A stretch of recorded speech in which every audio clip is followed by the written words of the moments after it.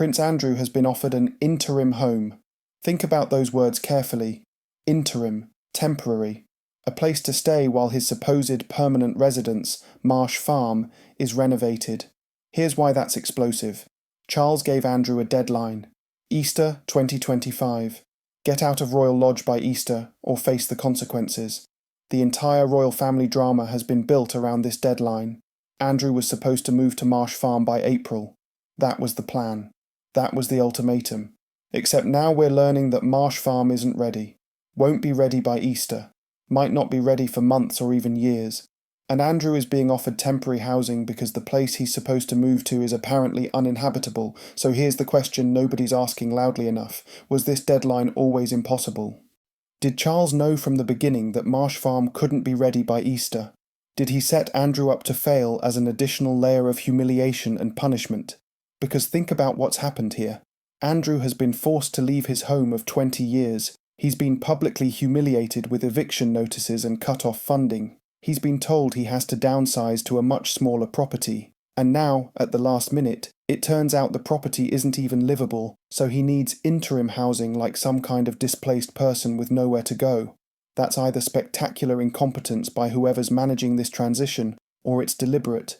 It's Charles making Andrew twist in the wind, making him feel homeless and desperate, making him understand how powerless he truly is.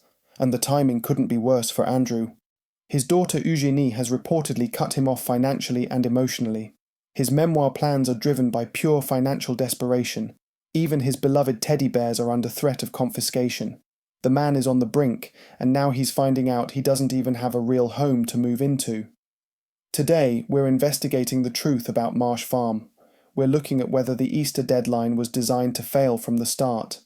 We're examining whether Charles is being cruel or just realistic, and we're exploring what this means for Andrew's future, financial, familial, and psychological, because something doesn't add up about this story, and we're going to figure out what.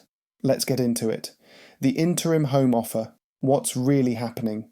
So let's start with what we actually know about this interim home offer. Because the details are sketchy, and that's probably deliberate. Reports have surfaced that Prince Andrew has been offered temporary accommodation while Marsh Farm undergoes renovations. The exact location of this interim home hasn't been confirmed, but speculation suggests it could be another property on the Windsor estate, or possibly somewhere in the Royal Lodge grounds themselves. Now, the official spin on this is practical and reasonable. Marsh Farm needs work to be habitable, so Andrew will stay somewhere temporary until it's ready. Simple logistics, nothing dramatic, just making sure he has a roof over his head during the transition. But let's dig into why this explanation is suspicious. First, timing. Charles gave Andrew this Easter deadline months ago. If you're evicting someone and giving them a specific move-out date, and you presumably have a plan for where they're going, you don't say be out by April unless you know the replacement housing is ready or can be made ready by then.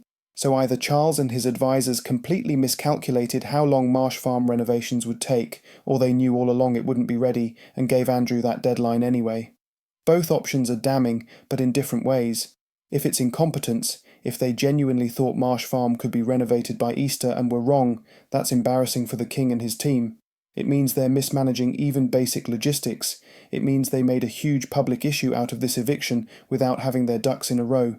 That's not a good look for Charles.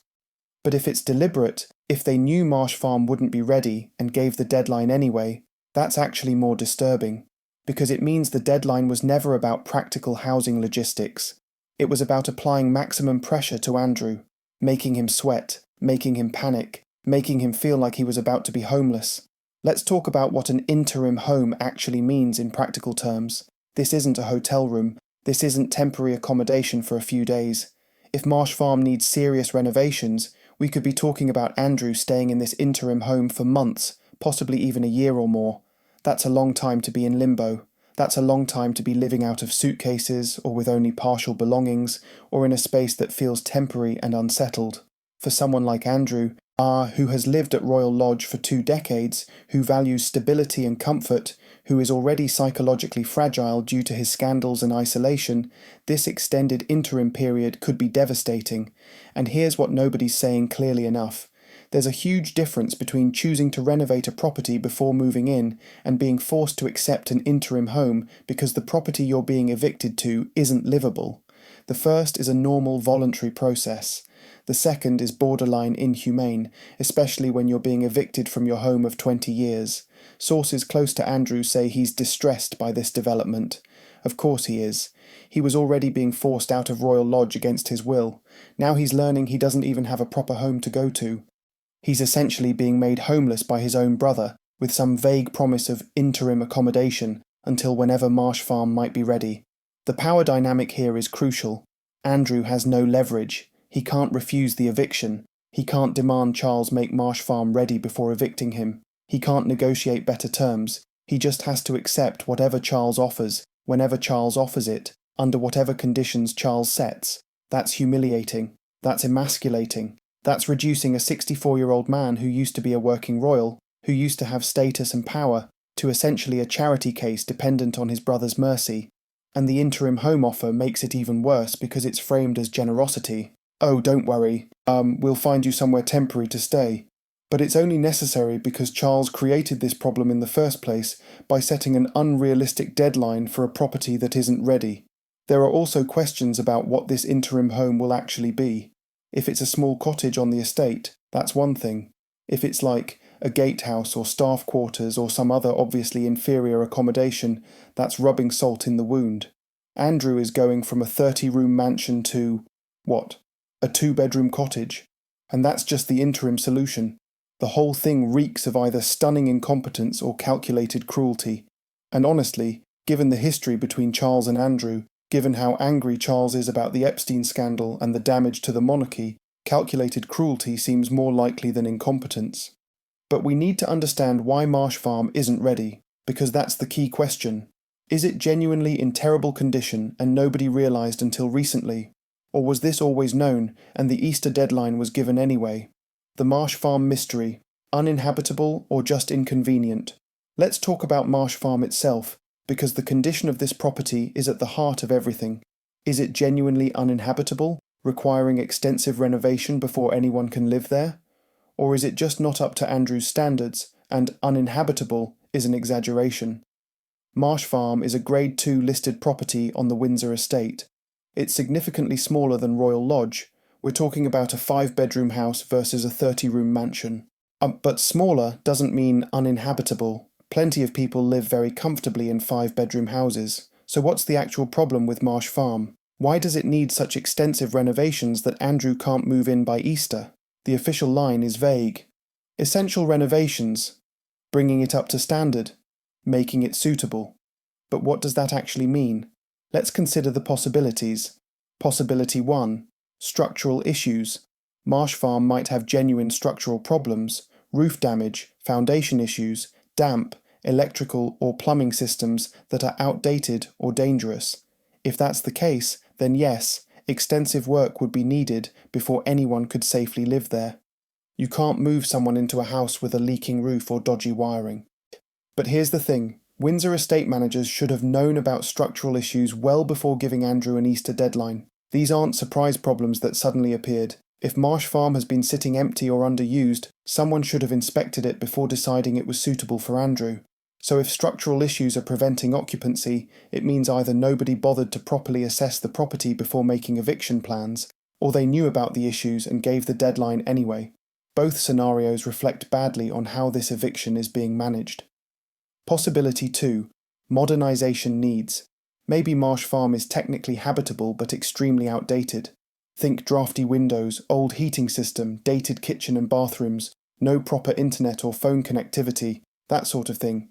It's livable, but not comfortable by modern standards, and certainly not by royal standards. If that's the case, then uninhabitable is a bit of an exaggeration.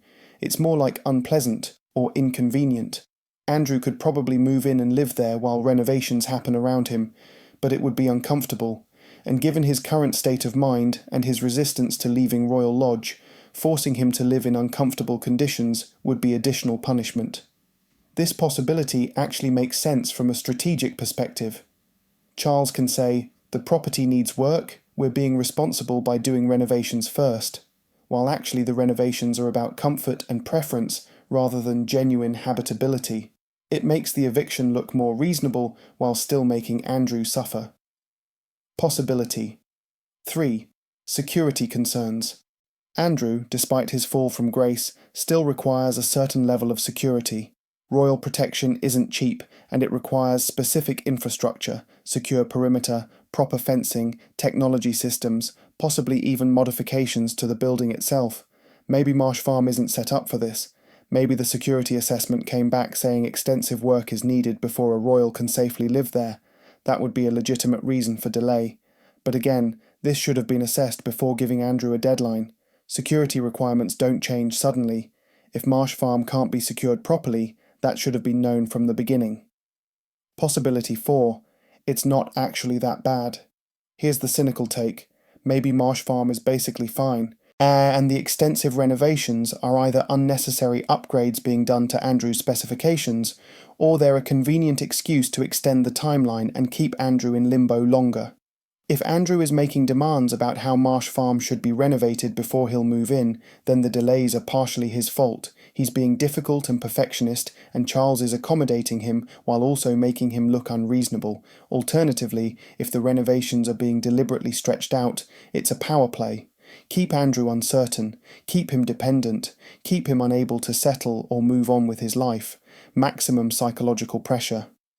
What's interesting is that we've heard very little about the specific condition of Marsh Farm. No detailed reports about what work is needed, no timeline for completion, no transparency about costs or contractors or plans. Everything is vague, which suggests someone wants it that way. Compare this to how other royal property renovations are handled.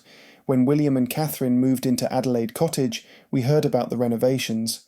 When Charles did work on Clarence House, there was information available. When the Queen made changes to properties, it was documented. But with Marsh Farm, silence. Vague statements about renovations without any detail. That suggests either embarrassment about the situation or deliberate obfuscation to maintain narrative control. There's also the question of who's paying for these renovations. If it's coming out of the Duchy of Lancaster, Charles's private income, then he controls the timeline and the budget. He can make it take as long as he wants. He can make it as expensive as he wants. He has total control over when Andrew gets to move in. If Andrew is expected to contribute financially, that's a whole other problem because he's broke. He can't afford extensive renovations, so either Charles pays and controls everything, or Andrew is stuck waiting indefinitely for money he doesn't have. Here's what I think is most likely. Marsh Farm probably needs some work, but not enough to make the Easter deadline impossible if there was real urgency. The renovations are being used as an excuse to extend Andrew's period of uncertainty and discomfort. Charles is using the property's condition as a convenient reason to keep Andrew in limbo, unable to settle, psychologically tortured by the lack of stability. And the interim home offer is framed as generosity, but it's actually another form of control. Don't worry, we'll put you somewhere temporary really means you'll stay wherever we tell you, for as long as we decide, until we're ready to let you have Marsh Farm. Andrew has no agency in this process. He's entirely at Charles's mercy, and that's exactly where Charles wants him. The impossible deadline. Was Andrew set up to fail? Now let's address the elephant in the room. Was the Easter deadline always impossible? Did Charles know from the beginning that Andrew couldn't possibly move to Marsh Farm by April and gave him that deadline anyway? This is where we need to think about Charles's motivations and his relationship with Andrew, because the answer to this question reveals a lot about the king's character and his approach to family problems. So let's start with what we know about how this eviction unfolded. Charles cut off Andrew's security funding. Charles cut off his living allowance. Charles told him he needed to leave Royal Lodge. Charles gave him Marsh Farm as the alternative, with an Easter 2025 deadline. At every step, Charles has been the one applying pressure. The eviction isn't happening because Royal Lodge is needed for something else. It's not happening because Andrew requested to leave. It's happening because Charles wants Andrew out, and Charles has the power to make it happen. So when Charles gave Andrew that Easter deadline, was it a realistic timeline based on proper assessment of what Marsh Farm needed? Or was it an arbitrary date chosen to maximise pressure on Andrew? Here's the evidence that suggests the deadline was deliberately impossible. First, at the speed of the timeline. From first announcing the eviction plans to the Easter deadline was less than a year. That's not a lot of time to assess a property's condition. plan renovations, get necessary approvals. Remember, it's a listed building, so you can't just do whatever you want, hire contractors, and complete the work. Any property expert will tell you that renovating a Grade 2 listed building takes time. There are regulations about what can and can't be changed. You need specific approvals. You often need specialised craftspeople who understand historic building techniques. This isn't a quick process. If Charles and his advisors didn't know that, they're incompetent. If they did know that and gave the Easter deadline anyway, it was deliberate. Second, the lack of contingency planning.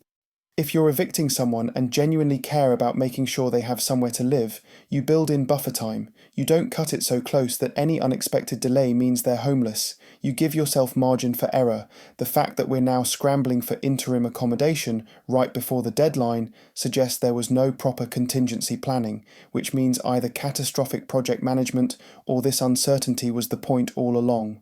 Third, Charles's demonstrated anger toward Andrew. We know Charles is furious about the Epstein scandal and the damage it did to the monarchy's reputation. We know he's wanted Andrew out of public life for years. We know he sees Andrew as an embarrassment and a liability. Given that anger, is it really so hard to believe that Charles would use the eviction process to make Andrew suffer? To drag out his punishment? To make him feel insecure and powerless? That's not charitable, but it's human. When you're angry at someone, you sometimes want them to experience consequences beyond just the bare minimum. Fourth, the power dynamic benefits Charles. As long as Andrew is in limbo, dependent on Charles's generosity for housing, unsure about his future, he's easier to control. He can't make waves, he can't push back, he can't do anything that might jeopardise the interim housing he's been offered or delay Marsh Farm renovations further. If Charles allows Andrew to settle comfortably at Marsh Farm, Andrew regains some stability and independence. He might start feeling secure enough to cause problems again, maybe moving forward with that memoir, maybe giving interviews, maybe generally being a nuisance. But if he's kept in temporary housing, uncertain about his future, he stays docile and manageable. That's Machiavellian, but it's effective. And Charles has shown himself to be quite strategic about managing problem family members. Look at how he's handled Harry, maintaining just enough contact to prevent total war, but not enough to allow Harry to feel secure or welcomed. Charles understands the power of calculated distance. The counter-argument is that Charles isn't that calculating, that he's just trying to solve a difficult problem, what to do with his disgraced brother, and the timeline issues are genuine mistakes rather than strategy. That the interim housing offer is genuine kindness rather than extended punishment. Maybe Charles really did think Marsh Farm could be ready by Easter. Maybe the assessment team gave optimistic timelines that turned out to be wrong. Maybe unexpected problems were discovered during renovation planning. Maybe this is all just normal complications that happen with any building project, amplified by public scrutiny. That's possible, but it requires believing that Charles and his team are incompetent at basic project planning. It requires believing that despite having access to the best advisors, property managers, and contractors in the country, they somehow couldn't accurately assess how long renovations would take. I find that hard to believe. These are people who manage multiple royal properties. They understand building timelines. They have experience with listed buildings and renovations. For them to be this wrong about the Easter deadline strains credulity. The more likely explanation is that the deadline was chosen for psychological impact rather than practical feasibility. Charles wanted Andrew to feel the pressure of a looming date. He wanted him to experience the stress of preparing to move, of packing up a life, of facing an uncertain future. Whether Marsh Farm was actually ready by then was secondary to achieving that psychological effect, and now that Easter is approaching and Marsh Farm isn't ready, the interim home solution maintains the pressure. Andrew still has to leave Royal Lodge by the deadline. He still experiences the disruption of moving. He just doesn't get the relief of settling into a permanent new home. He's stuck in limbo, which might be even worse psychologically than having to downsize to Marsh Farm immediately. If that's what's happening, if Charles deliberately set an impossible timeline to maximise Andrew's suffering, it's genuinely cruel. Not illegal, not even unprecedented in royal family drama, but cruel nonetheless. It's using homelessness, or the threat of it, as a punishment tool. It's weaponising Andrew's dependence on royal accommodation to keep him broken and compliant. And the most disturbing part? It might be working. Andrew is reportedly desperate, isolated, and increasingly panicked about his future, which is exactly what happens when you take away someone's security and stability. Whether that was Charles's intention or not, it's certainly the result. The Financial Desperation, Memoir, Eugenie, and Collapse. While all of this housing drama is unfolding, Andrew is facing a complete financial and familial collapse, and these things are all connected: the eviction, the interim housing, the financial pressure, and the memoir plans. They're all part of the same desperate situation. Let's start with the money, because that's what drives everything in Andrew's life right now. Andrew is broke, not struggling to afford luxuries, broke, genuinely unable to maintain his lifestyle or pay his bills, broke. He lost his official royal income when he was forced to step back. He lost the security funding Charles was providing. He has no job and no way to generate legitimate income. His reputation is so toxic that he can't do normal royal things like patronages or appearances for fees. His only real assets are the lease on Royal Lodge and whatever he might have squirreled away over the years. But maintaining Royal Lodge is expensive. We're talking hundreds of thousands of pounds annually in upkeep, utilities, staff costs. Even if Charles wasn't forcing him out, Andrew probably couldn't afford to stay there much longer anyway. So Andrew is in a financial death spiral. His costs exceed his income dramatically. He's burning through whatever savings he has, and his options for generating money are extremely limited because of who he is and what he's done. That's where the memoir comes in. Multiple sources have reported that Andrew is considering writing or has already begun writing a memoir. The working title, according to some reports, is something defensive and self-justifying, exactly what you'd expect from Andrew. Publishing a memoir is basically Andrew's only option for generating significant income quickly. A major publisher would pay a substantial advance, potentially millions, for Andrew's tell-all book. The public appetite is there. People want to know his side of the story, even if just to be horrified by it. But here's the problem. Everyone in Andrew's family desperately doesn't want him to write this book, because Andrew is not known for good judgment. He's not known for carefully considering consequences. He's the man who did the catastrophic Newsnight interview where he claimed he couldn't sweat and was at Pizza Express in Woking. His decision-making is notoriously bad. If Andrew writes a memoir, he will almost certainly say things that damage the royal family. He might reveal private conversations. He might make accusations about family members not supporting him. He might try to shift blame onto others. He might share details about royal life that are supposed to stay private. It would be a disaster. The royal family knows this. Charles knows this. William definitely knows this. They're all terrified of what Andrew might say if he's desperate enough. And right now, he's desperate enough. Which brings us to Eugenie, because there are reports that Eugenie has cut Andrew off, both financially and emotionally, and this is devastating for him. Eugenie has been one of Andrew's staunchest defenders. When everyone else abandoned him, when Beatrice maintained careful distance, Eugenie stood by her father. She visited regularly. She brought her children to see him. She apparently tried to help him financially when she could. But according to recent reports, even Eugenie has reached her limit.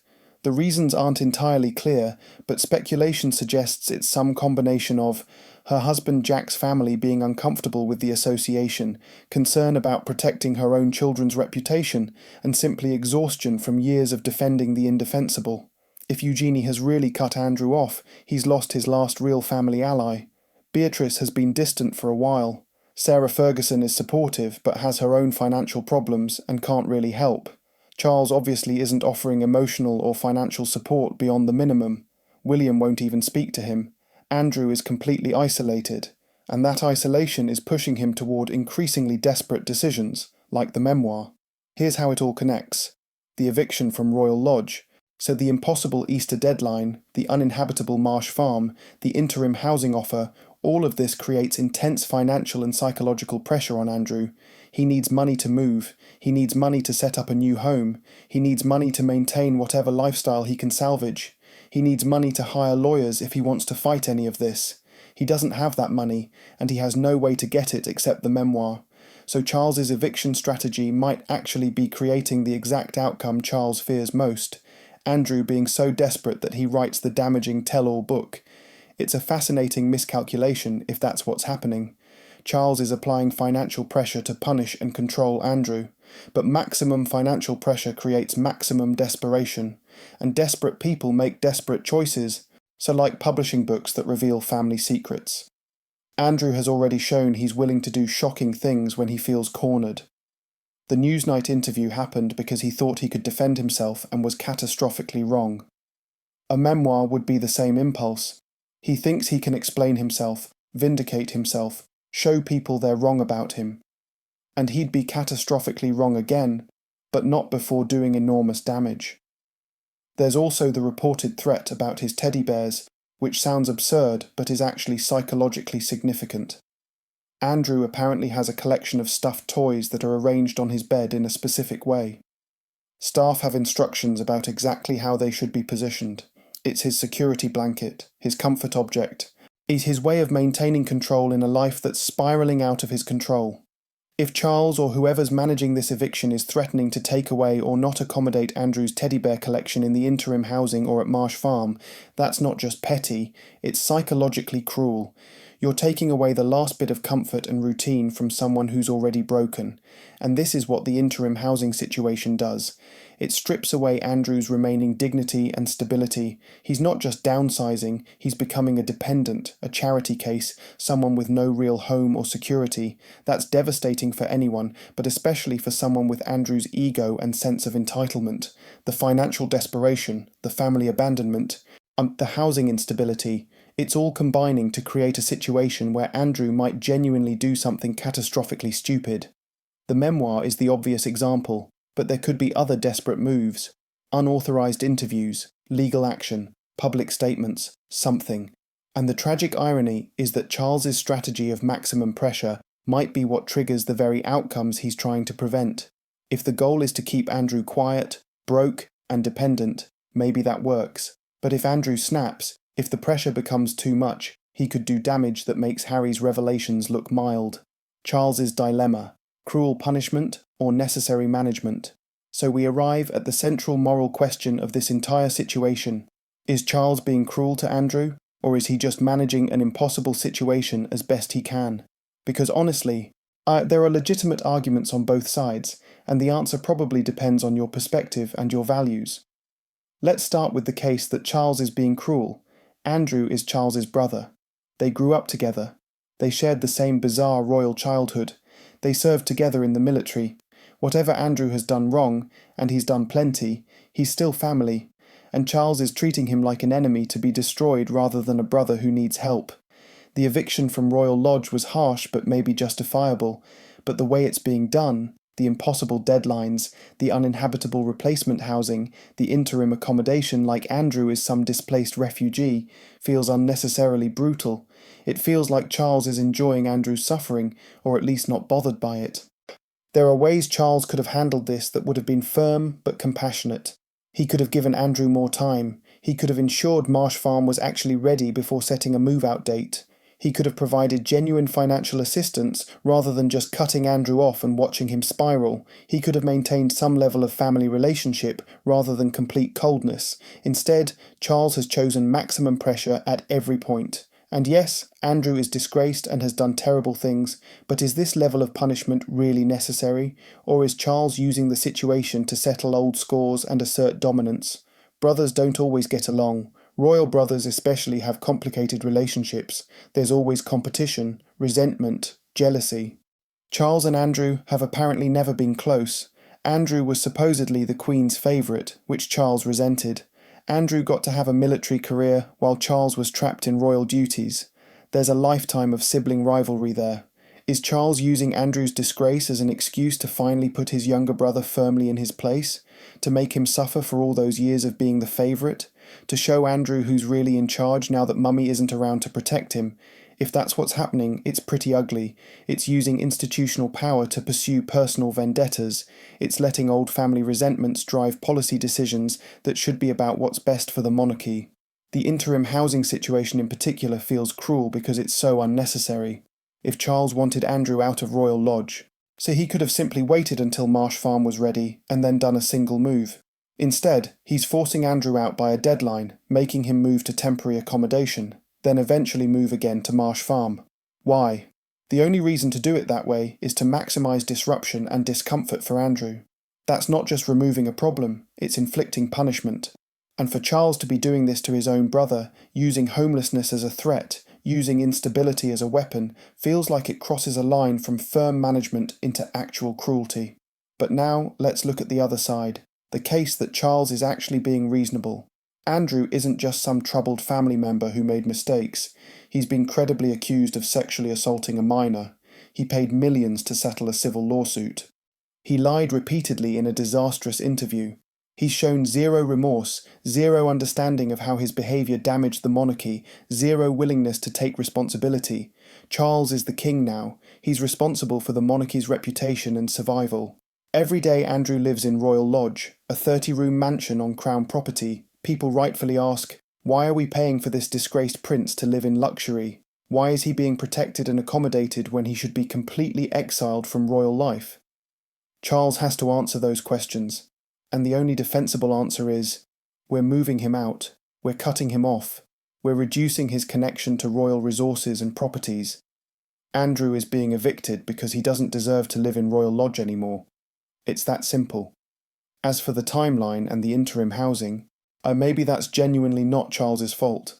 Maybe the property assessors really did miscalculate how long Marsh Farm renovations would take. Maybe unexpected problems were discovered.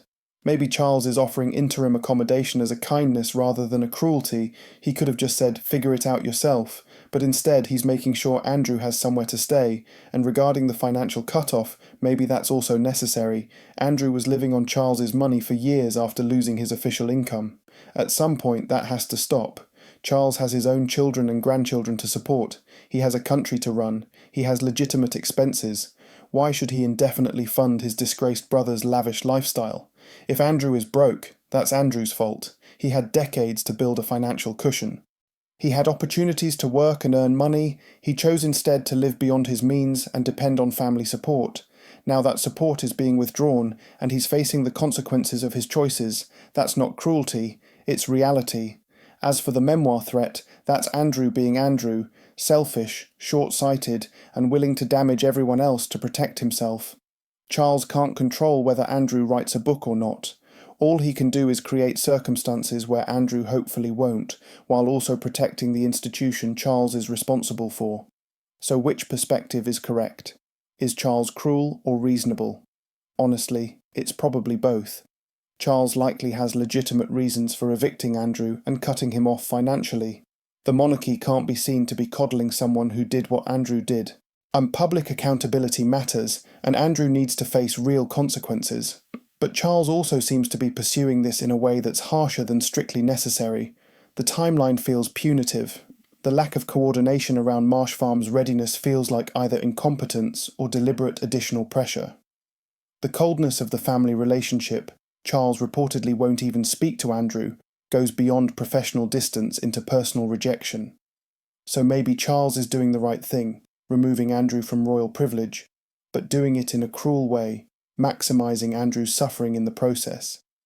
You can be justified in your goals while being unkind in your methods, and that's what the interim housing situation reveals. Charles is technically fulfilling his responsibility. Andrew will have somewhere to live. He won't literally be on the street, but the way it's being done strips Andrew of dignity, stability, and any sense of control over his own life. That goes beyond necessary management into punishment territory. The real question is whether that level of punishment serves any useful purpose, or whether it's just Charles letting his anger and resentment drive policy. Because if it's the latter, it's not really about protecting the monarchy, it's about personal vengeance dressed up as institutional necessity. And that's concerning for what it says about Charles as king. Good leaders distinguish between personal feelings and institutional requirements. They're firm when necessary, but not vindictive. They solve problems efficiently, rather than drawing them out for maximum pain. If Charles is confusing removing Andrew from royal privilege with making Andrew suffer as much as possible, that's a leadership failure. What happens next? Homelessness, memoir, or reconciliation? So where does all of this lead? What actually happens to Andrew in the next few months and years? Because we're at a critical juncture, and the decisions made now will determine Andrew's future and potentially impact the entire royal family. Let's game out the possible scenarios. Scenario 1, the compliant decline. In this version, Andrew accepts his fate. He moves out of Royal Lodge by the Easter deadline. He stays in the interim accommodation without complaining. He waits patiently while Marsh Farm is renovated. He eventually moves in and lives there quietly for the rest of his life. I'm basically a non-person who occasionally shows up at private family events but is otherwise invisible. This is probably what Charles wants. Andrew disappears from public consciousness.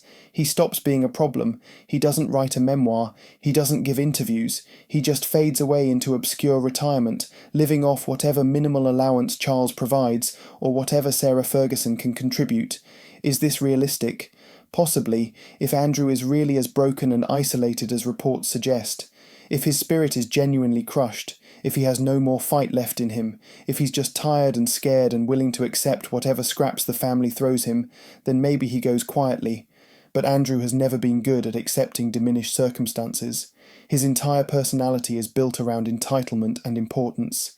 Being reduced to living in a small house, dependent on his brother's charity, invisible and irrelevant, that's his worst nightmare. Can he really accept that without some kind of explosion? Scenario 2. The memoir disaster. In this version, Andrew's financial desperation and sense of injustice drive him to publish his memoir. He thinks he can explain everything, vindicate himself, show people they're wrong about him. He accepts a huge advance from a major publisher. The book comes out and it's a catastrophe. Andrew reveals private conversations with Charles, William, the Queen before she died. He makes accusations about family members not supporting him. He gives his side of the Epstein story in ways that make things worse rather than better. He comes across as delusional and self-pitying rather than sympathetic. The book damages the monarchy's reputation significantly. It confirms everything people suspected about royal family dysfunction. It gives ammunition to Republicans who want to abolish the institution. Charles is furious. William is furious. Whatever tiny possibility of family reconciliation existed is destroyed permanently.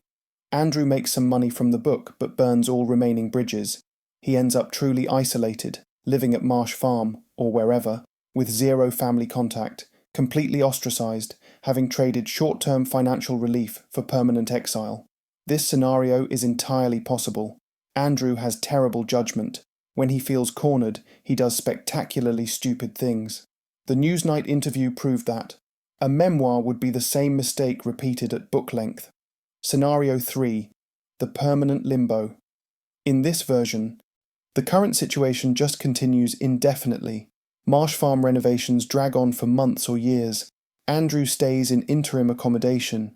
Charles maintains just enough support to keep Andrew dependent, but not comfortable. The deadline for moving keeps getting pushed back for various legitimate reasons.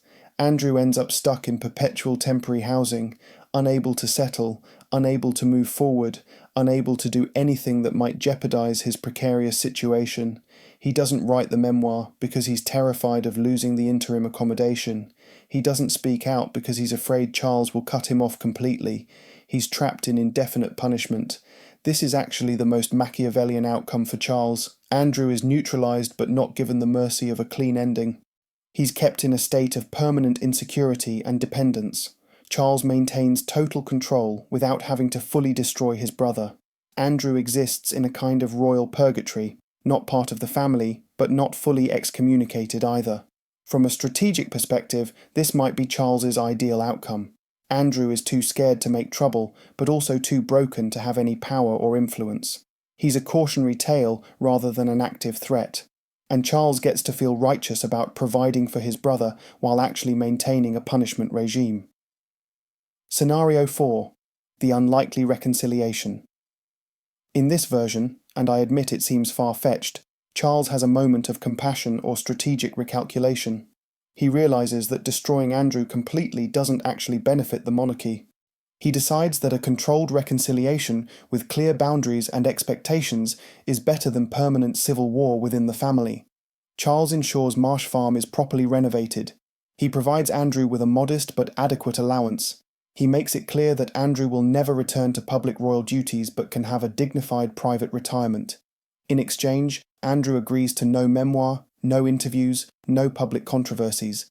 They establish minimal but civil family contact. This would require Charles to let go of his anger and Andrew to accept his diminished status. It would require both of them prioritising family peace over pride and vengeance. Given their personalities and their history, this seems unlikely, But it's possible, especially as Charles gets older and perhaps more reflective about family relationships. So, which scenario is most likely? Honestly, probably some combination of scenarios 2 and 3. Andrew likely stays in the interim housing or eventually moves to Marsh Farm, living in uncomfortable limbo while Charles maintains pressure. But at some point, whether from financial desperation or psychological breaking, Andrew probably does something self-destructive like the memoir or an unauthorized interview. It won't go as badly as the full disaster scenario, but it will cause problems and damage relationships further. The tragedy of all of this is that it was probably avoidable. If Charles had handled the eviction process with more compassion, if he'd ensured Marsh Farm was ready before setting deadlines, if he'd maintained some level of family relationship even while enforcing consequences, if he'd treated Andrew as a troubled brother rather than an enemy to be destroyed, we might not be heading toward disaster. But Charles chose the harder path. Whether because of anger, strategic calculation, or simply not caring about Andrew's psychological state, he's created a situation where Andrew is cornered and cornered, desperate people make desperate choices. The interim housing offer is the perfect symbol of where we are. Andrew is being provided for just enough to prevent total catastrophe, but not enough to give him stability or dignity. He's in limbo, which is where Charles apparently wants him. The question is how long that limbo can be maintained before something breaks. My prediction? Andrew stays in interim housing through most of 2025. Marsh Farm renovations conveniently take longer than expected. And Andrew becomes increasingly desperate and isolated. By late 2025 or early 2026, he either capitulates completely and disappears from public consciousness, or he makes one last desperate play for relevance/money that blows up in his face and damages the monarchy. Either way, this story doesn't have a happy ending. Andrew brought his problems on himself through his choices and behaviour, but Charles's handling of the aftermath is creating additional damage that might have been preventable. The interim housing situation, the impossible deadline, the uninhabitable Marsh Farm, the extended uncertainty, represents everything wrong with how this whole mess has been managed. It's punishment dressed up as practical necessity. It's cruelty disguised as appropriate consequences. And it's creating exactly the kind of desperate situation that leads to catastrophically bad decisions.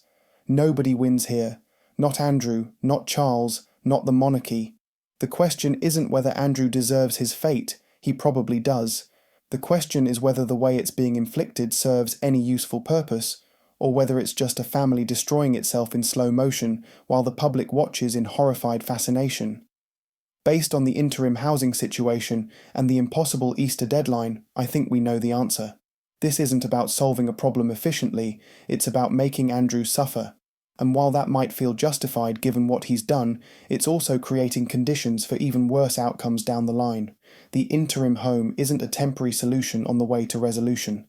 It's a symbol of permanent instability that defines Andrew's new reality, and that reality is going to drive him to do something desperate. We just don't know what yet. So there you have it. The interim housing offer reveals that the Easter deadline was probably always impossible, that Marsh Farm is in worse condition than anyone admitted, and that Andrew is caught in a situation designed more to punish than to solve practical problems. Whether Charles is being cruel or just realistic depends on your perspective, but either way, Andrew's future looks bleak and unstable. What do you think? Is Charles justified in how he's handling Andrew's eviction? Is the Easter deadline a deliberate setup? What would you do if you were in either of their positions? Let me know in the comments. If you found this analysis helpful, please like and subscribe for more royal family coverage. Thanks for watching.